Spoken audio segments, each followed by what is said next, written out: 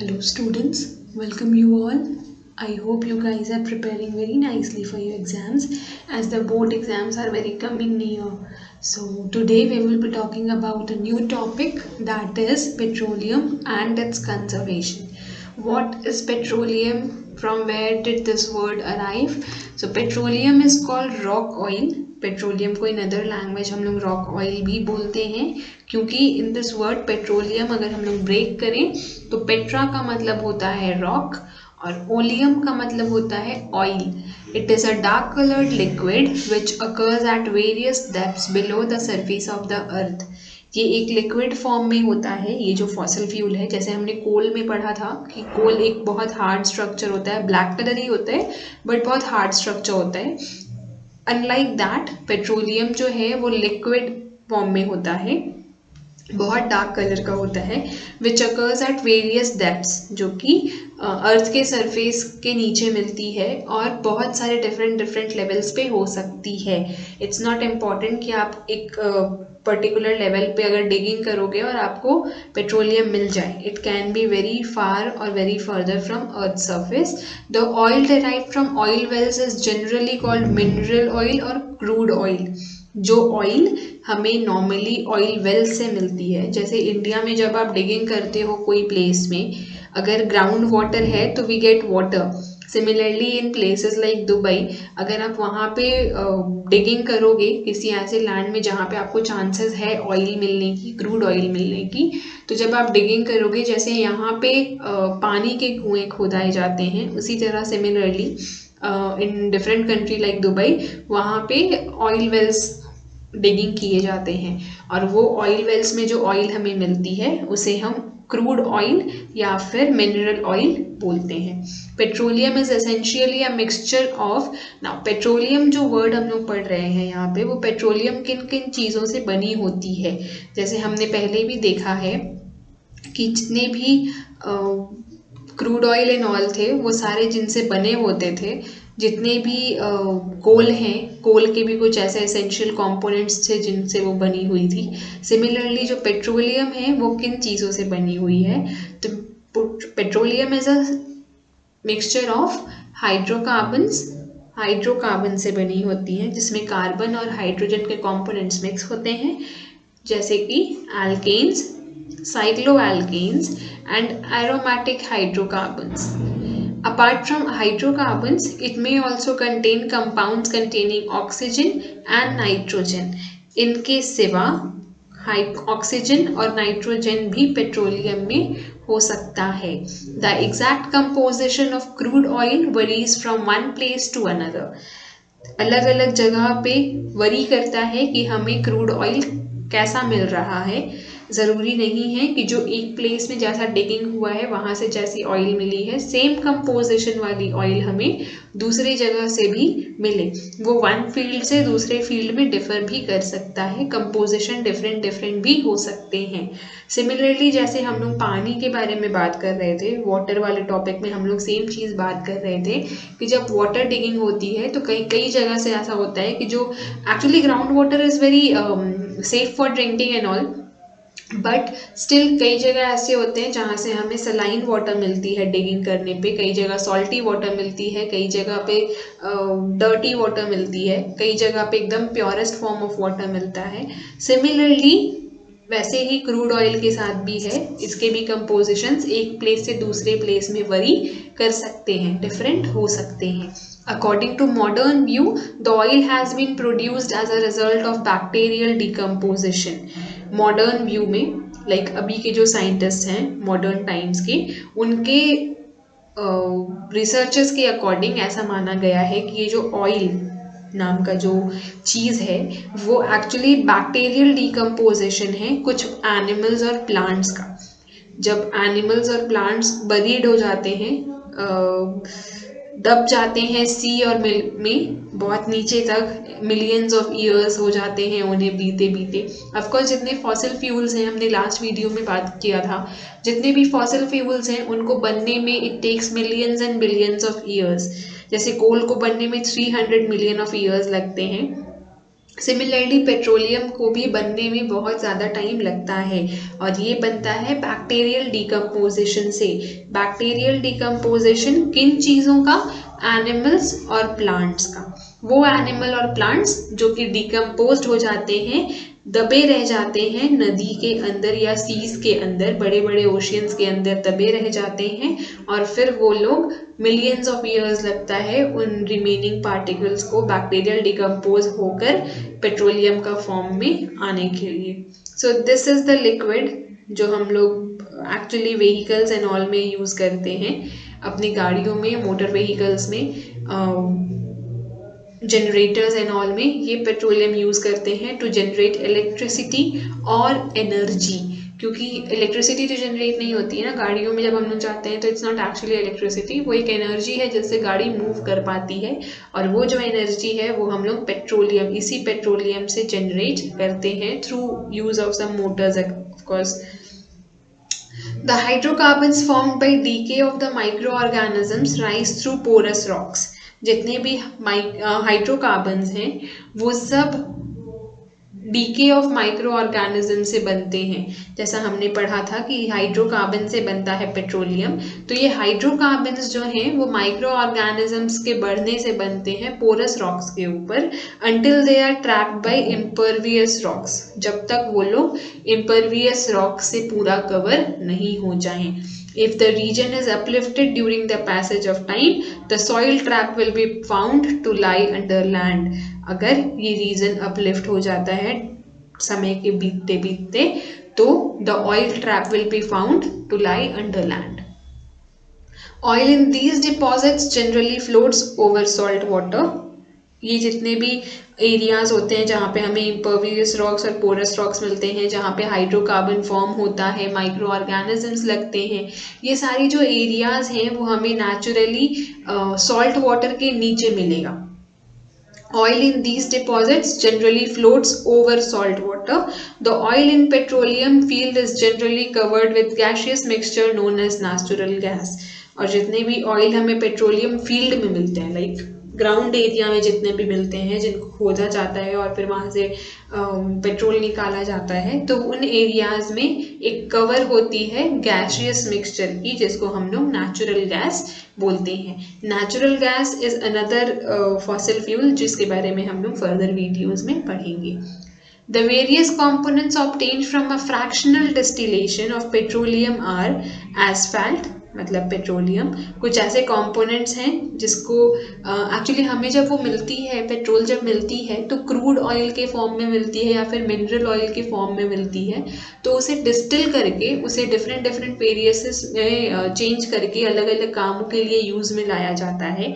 तो अलग अलग काम कौन कौन से किए जाते हैं उनसे, या क्रूड ऑयल को अलग अलग कौन कौन से ऐसे फॉर्म्स हैं जिसमें चेंज किया जाता है, तो वो ये हैं एस्फाल्ट, जिसको हम लोग पेट्रोलियम या फिर कोक बोलते हैं, ल्यूब्रिकेटिंग ऑयल जैसे diesel and oil, paraffin wax, fuel oil, diesel, kerosene, gasoline, petroleum gas. वो जो क्रूड ऑयल है उसको अलग अलग लेवल के डिस्टिलेशंस होते हैं जिसको हम लोग इन सारे यूजों में लेके आते हैं।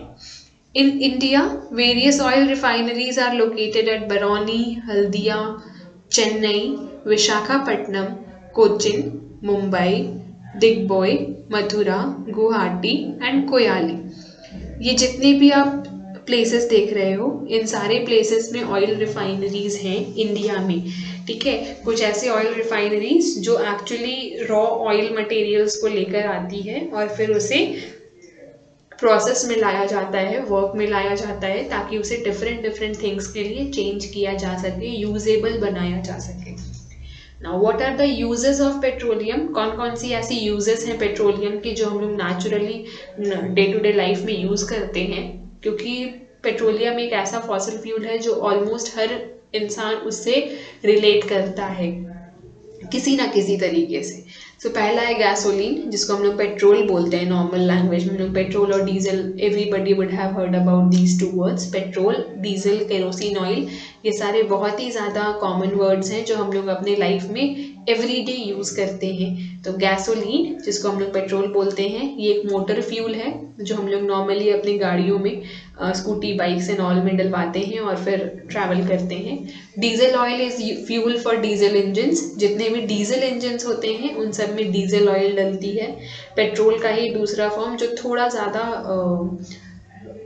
सॉलिडिफाइड होता है, उतना ज़्यादा लिक्विड नहीं होता है जितना पेट्रोल होता है, थोड़े सॉलिड सब्सटेंसेस होते हैं, या फिर इसको आप बोल सकते हो डीजल थोड़ा और ज़्यादा फर्मेंटेट किया जाता है या फिर और ज़्यादा उसमें प्रोसेसिंग की जाती है। Fuel oil is a furnace fuel, एक और इसका नया रूप फ्यूल ऑयल जो कि फर्नेसेस में यूज़ आते हैं। Kerosene is a house hold fuel, kerosene oil house hold fuel है क्योंकि नॉर्मली इससे छोटे मोटे आग लगाए जाते हैं और एनर्जीज क्रिएट की जाती है, जिससे या तो कुकिंग जैसा काम हो सकता है या तो फिर नॉर्मल बर्निंग का काम हो सकता है। इट ऑल्सो, ये एक केरोसिन ऑयल जो है उसको हम लोग इल्यूमिनेशन के लिए भी काम करते हैं। जैसा मैंने कहा अभी, छोटी मोटी आग लगाने के लिए यूज़ की जाती है kerosene oil. And jet engine fuel, jet engine में भी केरोसिन ऑयल का यूज़ किया जाता है फ्लाइंग के लिए। Lubricating oils are used for lubrication of machinery, lubricating oil जितने भी होते हैं वो सब ल्यूब्रिकेशन में काम आते हैं मशीनरीज की, क्योंकि जो मशीनरीज होती हैं वो भी ऑफकोर्स स्टील से बनी हुई हैं। ल्यूब्रिकेशन नहीं रहेगा तो वो लोग क्रैश करेंगे, आवाज़ें आएंगी बहुत ज़्यादा, और हो सकता है कि उतना प्रॉपर वर्क भी ना कर पाए। तो ल्यूब्रिकेशन ऑफ मशीनरी के लिए ल्यूब्रिकेटिंग ऑयल्स यूज़ में आती हैं। Paraffin wax is used in manufacture of candles, waterproofing, Vaseline, fabrics. Paraffin wax एक और तरीका है पेट्रोलियम का। जैसे अगर आपने वैसलीन का नाम सुना हो, वैसलीन नॉर्मली हम लोग ठंडे के टाइम पे यूज़ करते हैं हमारे बॉडी पार्ट्स में लगाने के लिए, which gives us a smooth layer over our skin. तो ये वैसलीन में भी वहाँ पे लिखे रहता है बॉक्स में, अगर आप वैसलीन का देखो तो नीचे में लिखे रहता है पेट्रोलियम जेली। तो ये जो पेट्रोलियम जेली है वो पैराफिन वैक्स के फॉर्म में ही उसमें यूज़ की जाती है। डायरेक्ट पेट्रोलियम तो हम लोग यूज़ नहीं कर सकते हैं वैसलीन में, of course it will make our skin very harsh और मे बी जलन जैसी हो। तो उस पेट्रोलियम का ही एक दूसरा फॉर्म है पैराफिन वैक्स, जिसको कैंडल्स में भी यूज़ किया जाता है, वाटर प्रूफिंग के लिए यूज़ किया जाता है, क्योंकि ऑयल के ऊपर पानी नहीं जा सकती, अंदर नहीं जा सकती, एक लेयर हो जाता है, तो वाटर प्रूफिंग के लिए यूज़ में आता है। वैसलीन में पेट्रोलियम जेली मिक्स की जाती है, और कई सारे फैब्रिक्स में भी मे बी उनको कलर करने में या फैब्रिक का वो क्वालिटी क्रिएट करने में भी पेट्रोलियम का वर्क रहता है। Petroleum coke can be used as a fuel and electrodes, petroleum coke एक अलग और फॉर्म ऑफ पेट्रोल जिसको फ्यूल के लिए या फिर इलेक्ट्रोड्स के लिए भी यूज किया जा सकता है। Now in this picture you can C different fractions हैं जिसको अभी हम लोगों ने पढ़ा। तो यहाँ से स्टार्ट करते हुए, नीचे से स्टार्ट करते हुए अलग अलग क्वांटिटीज़ है, अलग अलग फ्रैक्शंस हैं जिसमें कि पेट्रोलियम या फिर क्रूड ऑयल जो है वो आगे चल के प्रोसेस्ड होती हैं और फिर डिफरेंट काम में आती हैं। सो सबसे पहले था asphalt, used in road construction and waterproof products. Fuel oil, used for power stations, ships, used to run generators. Lubrication oil, lubricants for the machinery. Diesel, used for diesel engine. Kerosene, fuel in jet engine. Lamp usage, making detergents. Kerosene का use making detergents में भी use में आता है। In making detergents kerosene oil is used. Naphtha, use to make chemical and fuel for aeroplane. Naphtha एक और fraction है petroleum का ही, जिसमें केमिकल बनाने में भी यूज़ में आता है और एरोप्लेन फ्लाई करने में भी यूज़ में आता है। The last one is petroleum gas, making chemical plastics and fuel for light vehicles, used in manufacturing of petrol polymerisation.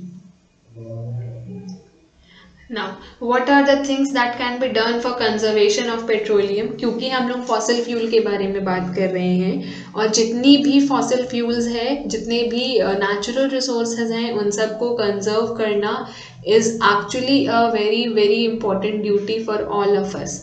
Being human beings हम लोगों में इतनी अंडरस्टैंडिंग है कि हम लोग ये चीज़ समझ सकते हैं कि क्या चीज़ हमारे लिए कितनी इम्पॉर्टेंट है और इसे किस हद तक कंजर्व करना है और कितना वेस्ट करना है या कितना यूज़ करना है। सो फॉसिल फ्यूल्स और नेचुरल गैस कुछ ऐसी चीज़ें हैं जो इतनी रैपिडली यूज़ में तो ले रहे हैं हम लोग, उतना ही वेस्ट भी कर रहे हैं, उतना ही यूज़ में भी ले रहे हैं, उतना ही एक्सप्लॉइट भी कर रहे हैं, लेकिन इसके पहले कि वो ख़त्म हो जाए, क्योंकि जितना रैपिडली यूज़ में आ रहा है उतना रैपिडली वो बन नहीं सकता। It takes millions of years to make fossil fuels, और वो भी नेचुरल प्रोसेसेस से, उसमें ह्यूमन बींग्स कुछ नहीं कर सकते। तो इसलिए कंजर्वेशन इसकी बहुत ज़्यादा इम्पॉर्टेंट है ताकि हम लोग फर्दर लाइफ में भी अपना इसे कंटिन्यू यूज़ कर सकें। So besides judicious use of oil and petroleum, we can start thinking about other substitutes. तो हम लोग हर चीज़ में ऑयल और पेट्रोलियम को, जिस तरह से यहाँ पे हमने देखा छोटी छोटी चीज़ों में ये सारी चीज़ें यूज़ कर रहे हैं, उसकी जगह कुछ और सब्सटीट्यूट सोचा जा सकता है, कुछ ऐसी चीज़ों के बारे में सोचा जा सकता है जो शायद पेट्रोलियम या फिर उसके जो अदर प्रोडक्ट्स हैं, जो फ्रैक्शंस हैं उसके यूजेज में शॉर्टेज ला सकती है। जैसे कि Melvin Calvin was the first person to identify few plants whose products can be used in place of petrol and oil. Melvin Calvin एक फर्स्ट पर्सन थे जिन्होंने ये आइडेंटिफाई किया, ये देखा या खोज किया कि कुछ प्लांट्स के ऐसे प्रोडक्ट्स हैं जिसको पेट्रोल या ऑयल की जगह हम लोग यूज कर सकते हैं। The plants are able to convert substantial amount of photosynthates into latex. इन प्लांट्स में ऐसी कैपेबिलिटी थी कि ये लोग कुछ सब्सटैंशियल अमाउंट ऑफ फोटोसिंथेट्स को लैटेक्स में चेंज कर सकते थे, which contains long chained liquid hydrocarbons. और ये ऐसे प्लांट्स थे जिनमें कुछ long chained, like direct product नहीं था लेकिन कुछ लॉन्ग चेन्स बना करके हाइड्रोकार्बन लिक्विड के फॉर्म में उसमें अवेलेबल था, which can be used directly or broken to hydrocarbons of chain length similar to ones in petrol. तो जिनको हम लोग डायरेक्टली यूज़ कर सकते थे या फिर उनको ब्रेक करा के, वो जो बड़े बड़े चेन्स थे, लॉन्ग चेन हाइड्रोकार्बन्स के थे, उनको ब्रेक करके कुछ ऐसे हाइड्रोकार्बन्स में चेंज किया जा सकता था, वैसे चेन लेंथ में चेंज किया जा सकता था जैसे हम लोग अभी नॉर्मली पेट्रोल में देखते आ रहे हैं। It will take lots of research and practices to make this, लेकिन एक ऐसा ऑप्शन हमारे पास अवेलेबल है, हम लोग ये चीज़ कर सकते हैं। प्लांट्स के थ्रू भी फ्यूल का यूज़ किया जा सकता है। Even ethanol can be used as a fuel. Even petrol की जगह हम लोग एथेनॉल भी यूज़ कर सकते हैं। In Brazil alcohol is being used as motor fuel. Brazil में अल्कोहल यूज़ किया जाता है मोटर फ्यूल की जगह। जैसे हम लोग यहाँ पे मोटर फ्यूल में पेट्रोल और डीजल लेते हैं, ब्राज़ील में अल्कोहल यूज़ किया जाता है अपनी गाड़ियों के लिए। Alcohol can be used as a fuel for automobiles either as 10 और 15% ब्लेंडेड विद पेट्रोल और एज एंटायर फ्यूल। या तो पेट्रोल में ही 10 से 15% ब्लेंड किया जाए, मिक्स किया जाए, या फिर पूरे का पूरा अल्कोहल को ही यूज़ किया जा सकता है पेट्रोल की जगह पे। This mixture is called gasohol. अगर पेट्रोल और अल्कोहल को मिलाया जाए तो जो लिक्विड बन के आती है हमारे पास, उस मिक्सचर को हम लोग बोलते हैं gasohol. The crops which can be used for production of alcohol are called energy crops. वो क्रॉप्स जो कि क्रॉप मतलब वो अनाज जो कि अल्कोहल के प्रोडक्शन में यूज आती है, उन्हें हम एनर्जी क्रॉप्स भी बोलते हैं। Continuous improvement in fuel efficiency of automobiles. अभी आपने ये चीज़ें बहुत ज़्यादा सुनी होंगी कि अभी जितनी भी गवर्नमेंट रिलेटेड थिंग्स आ रहे हैं, जितने भी लॉज आ रहे हैं नई नई ऑटोमोबाइल्स वगैरह के लिए, वो सारे रूल्स यही बताते हैं कि आप लोगों को या जितने भी ऑटोमोबाइल कंपनी है जो जनरेट करती है गाड़ियाँ और कार्स एंड बाइक्स, उन सबको ये स्ट्रिक्ट इंस्ट्रक्शन दिया जा रहा है कि वो ऐसा डिज़ाइन करें कि जितनी भी नई गाड़ियाँ आ रही हैं वो सब फ्यूल एफिशिएंट हो, वो सब ऐसी हो जो कम से कम फ्यूल में ज़्यादा से ज़्यादा किलोमीटर्स हमें सफ़र करने का चांस दे सके। कंटिन्यूस इम्प्रूवमेंट की जा रही है उस चीज़ के लिए, कंपनीज कंटिन्यू वर्क कर रहे हैं ताकि ऐसे मोटर्स या ऐसे व्हीकल्स इस्टेब्लिश हो सकें। Developing solar power machines and vehicles, ऐसे पावर और मशीन्स लाना जो कि सोलर पावर से जनरेट होते हो, ऐसे मशीन्स और व्हीकल्स लाना जो कि सोलर पावर से या फिर इलेक्ट्रिसिटी से चलते हो, ताकि उसमें भी हम लोगों का जो फ्यूल वेस्ट होता है वो ना हो। To work on battery operated vehicles, कुछ ऐसे व्हीकल्स भी आ रहे हैं जो कि बैटरी ओरिएंटेड होते हैं, आप रात भर उसे चार्ज करो एंड देन दिन भर सुबह में यूज़ में ले सकते हो। नॉर्मली वैसे जो व्हीकल्स आते हैं उसमें आप ऑटो रिक्शाज और टोटोज एंड ऑल देख सकते हो। ये जितने भी व्हीकल्स अभी आ रहे हैं मार्केट में वो सारे बहुत ही एफिशिएंट हैं, ईजी टू यूज़ हैं एंड बहुत ज़्यादा फ्यूल एफिशिएंट है। प्रॉपर मेंटेनेंस ऑफ व्हीकल्स, अगर आपके पास कुछ ऐसे व्हीकल्स हैं जो एक्चुअली फ्यूल और डीजल से ही ऑपरेट होते हैं, अब ऑफकोर्स सी बात है कि न्यू गाड़ियाँ आ रही हैं तो आप सडन में न्यू गाड़ियाँ नहीं ले सकते हो, जो पुरानी है उन्हें हम फेंक नहीं सकते, ऑफकोर्स वो भी एक अलग तरीके का वेस्टेज हो जाएगा। तो अगर आपके पास वो गाड़ियाँ हैं तो उनका प्रॉपर मेंटेनेंस हो, ताकि जितने भी उसमें पेट्रोल्स एंड डीजल्स यूज़ हो रहे हैं अगर मेंटेनेंस होते रहेगी तो वो कम कंज्यूम करेंगे as compare to unmaintained vehicles. Regular cleaning of air filters. To conclude, we can say that if coal and petroleum undergo complete combustion, CO2, H2O, oxides of nitrogen and sulfur are released. जब ये fossil fuels burn होते हैं तो मैंने जैसे आपको पहले भी वीडियोस में बताया है, कंबशन का प्रोसेस होता है। जब भी कोई फॉसिल फ्यूल बर्न होती है तो कंबशन का प्रोसेस होता है और इस कंबशन का एंड प्रोडक्ट जो है वो होता है CO2, H2O, oxides of nitrogen and sulphur. तो इन चीज़ों से क्या होता है, हमारी एयर गंदी होती है, एनवायरनमेंट गंदी होती है, पोल्यूट होती है। इसके लिए रेगुलर क्लीनिंग होना चाहिए एयर फिल्टर्स का। आपकी गाड़ियों में जितने भी आप गाड़ी यूज़ करते हो या जिस भी प्रोडक्ट में आप कंबशन का प्रोसेस कर रहे हो, नॉर्मली उन सारी चीज़ों में एयर फिल्टर्स होते हैं। तो एयर फिल्टर्स जब होते हैं तो वहाँ पे क्लीनिंग भी ज़रूरी है। अगर एयर फिल्टर्स पूरा फिल्टअप हो जाएगा, गंदा हो गया होगा, तो फिर वो वापस से फिल्टर नहीं कर पाएगा और वो जितना भी कंबशन के दौरान जितना भी गंदी गैसेस निकल रही हैं, पोल्यूटेड थिंग्स निकल रही हैं, वो सारी हमारे एनवायरनमेंट में मिक्सड अप हो जाएंगी। If complete combustion is insufficient oxygen occur, अगर इनकम्प्लीट कंबशन रह जाता है, इनसफिशिएंट ऑक्सीजन अकर होता है, it leads to formation of carbon monoxide instead of carbon dioxide.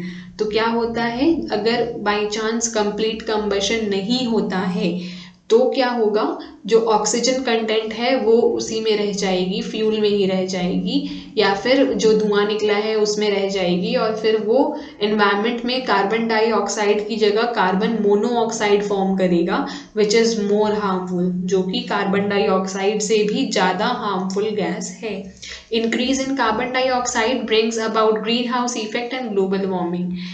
Increase, अगर कार्बन डाइऑक्साइड या कार्बन मोनोऑक्साइड इंक्रीज होता है हमारे टेम्परेचर में, तो इसकी वजह से हमारे आसपास ग्रीन हाउस इफेक्ट या फिर अगर ग्लोबली देखें तो ग्लोबल वार्मिंग भी हो सकती है, which is really very bad. In this case हम लोग दो चीज़ें कर सकते हैं, या तो व्हीकल्स का यूज़ कम कर दें, या तो एयर फिल्टर्स यूज़ करें, या तो फ्यूल और पेट्रोल से चलने वाले डीसी व्हीकल्स को छोड़कर इलेक्ट्रिसिटी या फिर सोलर एनर्जी से चार्ज होने वाली व्हीकल्स यूज़ करें, और एल्स जितना ज़्यादा हो सके ग्रीन प्लांट्स लगाने की कोशिश करें, क्योंकि अगर ग्रीन प्लांट्स होंगे तो वो कार्बन डाइऑक्साइड को इनहेल करके हमारे लिए ऑक्सीजन एक्सहेल कर देंगे, which is good for our environment. Green house effect भी नहीं होगा और ग्लोबल वार्मिंग भी नहीं होगा।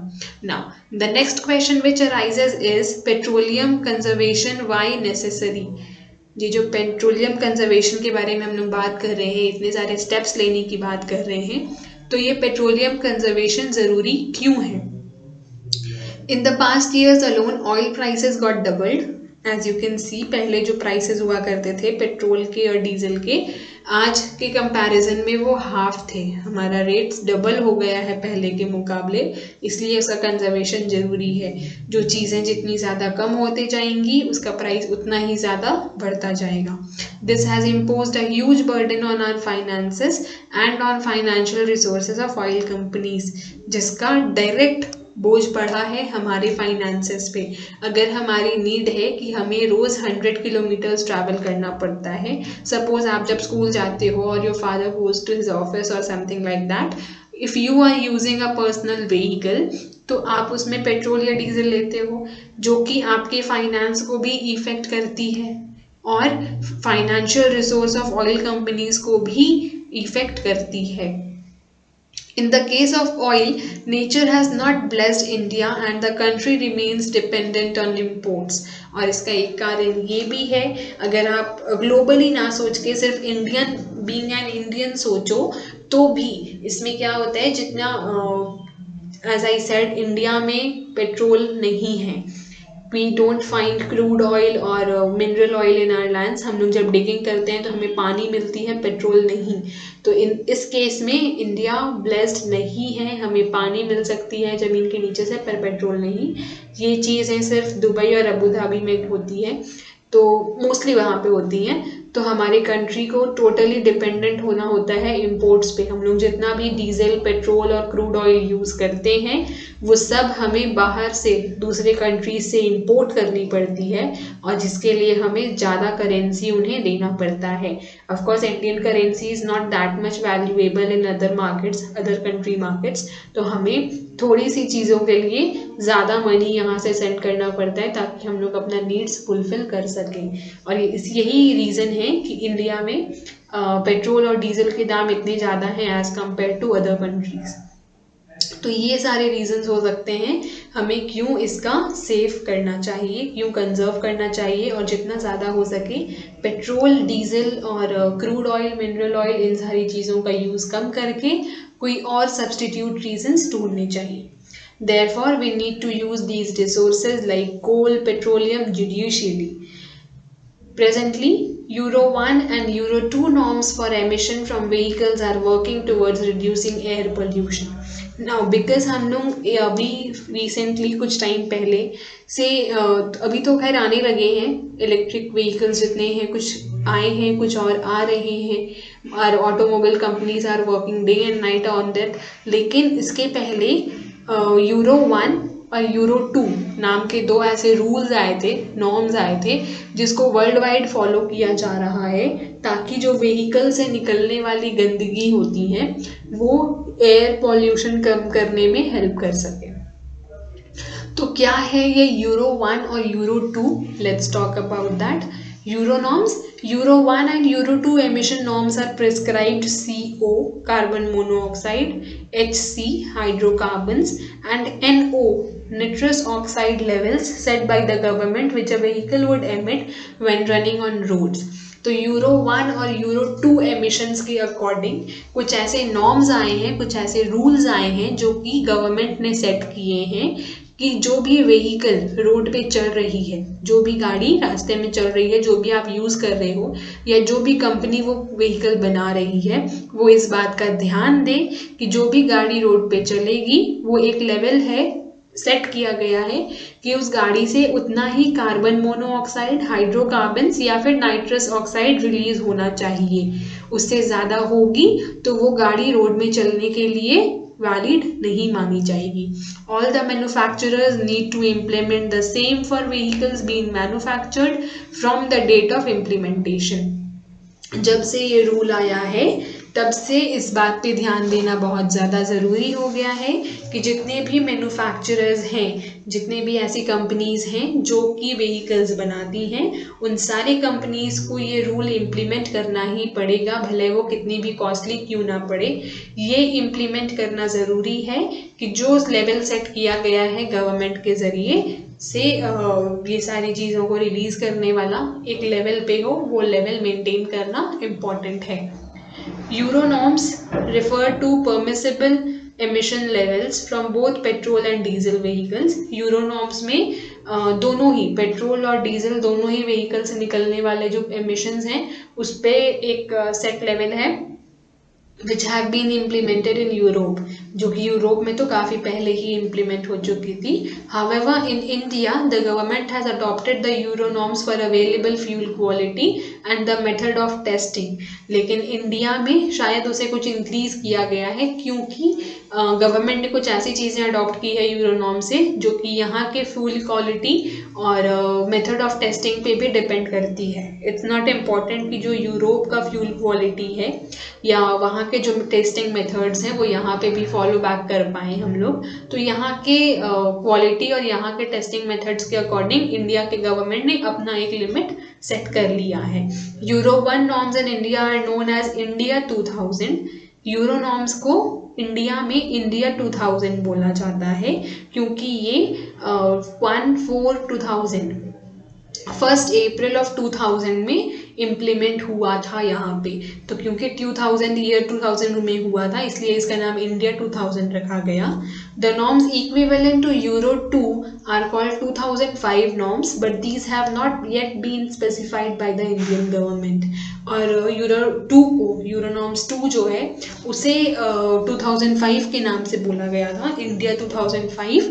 लेकिन उसका अभी तक कोई इम्प्लीमेंटेशन इंडियन गवर्नमेंट ने नहीं किया है. कोई भी स्पेसिफाइड रूल्स अभी तक नहीं दिए गए हैं पर उसका नाम रखा गया है.